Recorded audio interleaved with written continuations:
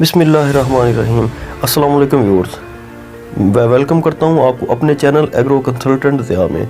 मैं हूं सैयद ज़िया हुसैन। दोस्तों, आज मैं जिस टॉपिक पे डिस्कशन करने जा रहा हूं वो है पाकिस्तान के 3 खुफिया दुश्मन।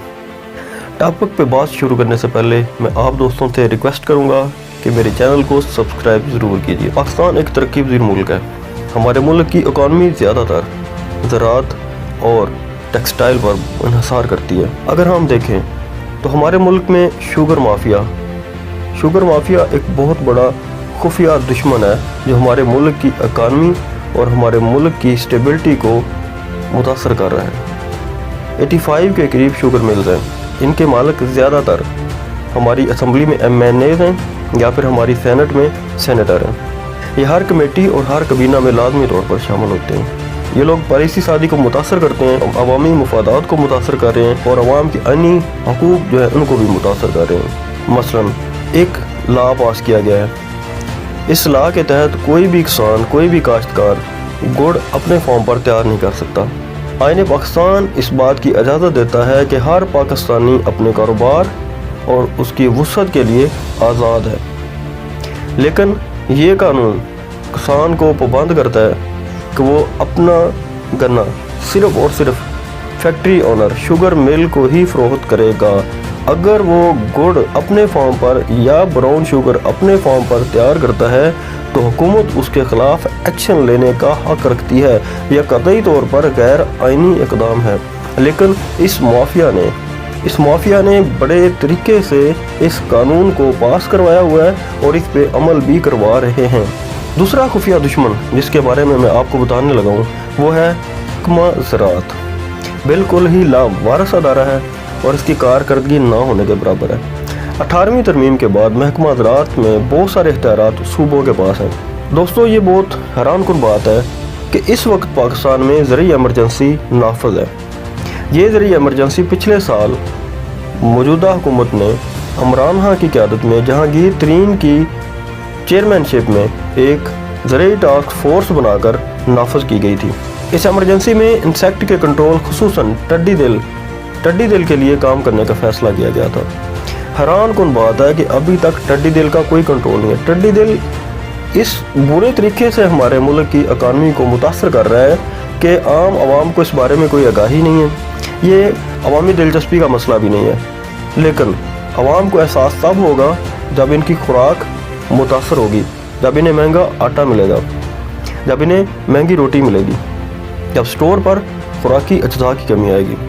हमारा एक बहुत बड़ा अलमिया यह है कि हम किसी मसले को ना तो महसूस करते हैं ना उसके ख़िलाफ़ रिएक्ट करते हैं अगर वो हमारा मसला ना हो।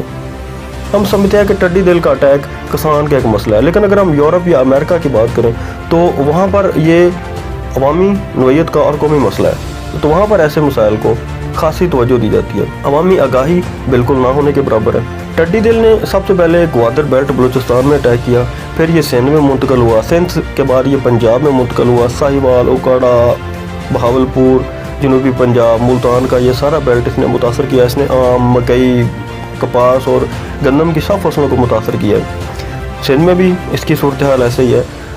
अब जैसे जैसे नई फसल आएगी इसका अटैक भी बढ़ेगा। हमने देखा कि पिछले साल हेलीकॉप्टर्स के ज़रिए स्प्रे किए गए, कोशिश हुई इस पे, लेकिन मसला ये है कि इस पे कोई कौमी लाहे-अमल या पॉलिसी नहीं है। जो एग्री एमरजेंसी नाफज की गई थी उस पर कोई काम नहीं हो रहा।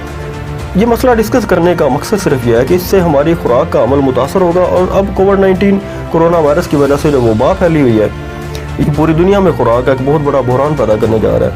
तो इस सूरत हाल में हमें टड्डी दिल के अटैक पे बहुत तवज्जो देना होगी। हमारी फसलें पहले ही मौसमियाती असरात और बीमारियों के असरात की वजह से तबाह हो रही हैं, इनकी माली हालत बहुत मुतासर हो चुकी है। तीसरा खुफिया दुश्मन पाकिस्तान का जिसके बारे में मैं डिस्कस करूँगा वो है पेट्रोलियम इंडस्ट्री। दोस्तों, पाकिस्तान में सबसे ज़ालिम और ताकतवर जो इंडस्ट्री है वो पेट्रोलियम इंडस्ट्री है। आप ये बात सुनकर हैरान होंगे कि पाकिस्तान में पेट्रोलियम इंडस्ट्री का असर रसूख इतना शदीद नोयत का है कि पाकिस्तान में एक शख्स ने पानी से इंजन बनाने का ऐलान किया, उस शख्स का नामो निशान तक मिटा दिया गया, उसकी दास्त तक न रही दास्तानों में। ऐसे ही जो दूसरे वसाइल एनर्जी के जैसे विंड पावर के प्रोजेक्ट्स हैं वो मुतासर हो रहे हैं। क्योंकि विंड पावर के प्रोजेक्ट्स की वजह से बहुत सारे ऐसे पावर प्लांट जो डीजल पे या मिट्टी के तेल पे चलते हैं वो बंद हो जाएंगे। इन लोगों का वहाँ से कारोबार चलता है। इसके अलावा इनका असर और रसूख इतना शदीद नोयत का है कि हमारे मुल्क में गन्ने की वाफर फसल होती है, चीनी हमारे मुल्क में वाफर होती है। शुगर मिल की इतनी सलाहियत नहीं होती कि ये सारा गन्ना ख़रीद कर उसको क्रशिंग करके चीनी बना सके।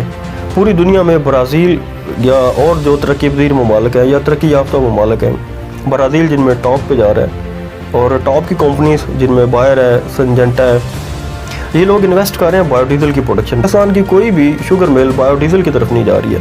पाकिस्तान में 85 शुगर मिल हैं, लेकिन किसी भी इंडस्ट्री को NOC नहीं दिया जा रहा कि वो बायोडीज़ल पैदा कर सके। अगर ये इंडस्ट्रीज़ बायोडीज़ल पैदा करती हैं तो इससे हमारी गन्ने की खपत भी बढ़ जाएगी, काश्तकार गन्ना ज़्यादा काश्त करेंगे, उनकी माली हालत बेहतर होगी, उनको अच्छा रेट मिलेगा।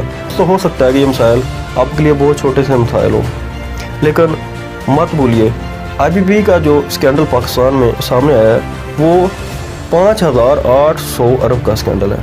हमारी गवर्नमेंट फ़ी लीटर 35 रुपए के करीब टैक्स वसूल करती है। पेट्रोलियम इंडस्ट्री में वज़रा तक बार बार वही चेहरे आपको नज़र आएंगे।